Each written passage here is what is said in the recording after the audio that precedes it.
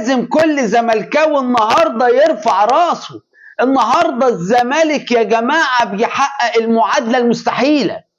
اول امبارح ركز في الكلام كنا بنقول الاهلي هيتعادل امام زد او يتهزم، وهنيجي الماتش الزمالك هيكسب، وبالفعل الزمالك كسب النهارده رغم 11 ايقاف قيد وازمات ماليه ومشاكل في الاداره والدنيا بايظه، والزمالك النهارده بيكسب بيتصدر الدوري المصري ب 40 نقطه.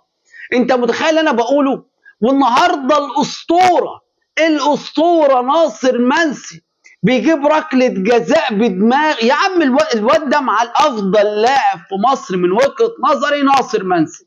الزمالك النهارده يا جماعه ناصر منسي بيجيب ركله جزاء، حسام عبد المجيد يسجلها، يقوم الزمالك فايز على بيراميدز 1-0 في مباراه قويه جدا. الزمالك بيكسب مين؟ الزمالك النهارده بيكسب مين؟ بيكسب بيراميدز، اقوى فريق في مصر، وبيتصدر الدوري رغم ايه؟ رغم 11 ايقاف قيد وازمات ماليه ومشاكل في الاداره واللاعيبه ما خدتش فلوس، وبيتصدر.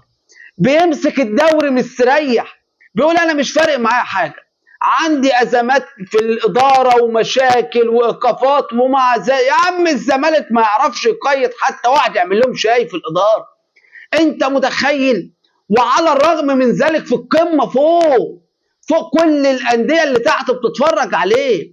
الاهلي وسيراميكا وبيراميدز والمصري مش مصدقين، مش متخيلين، بيقولوا ازاي يوصل للقمه واحنا اللي عندنا الملايين وعندنا اللعيبه مش عارفين نوصل.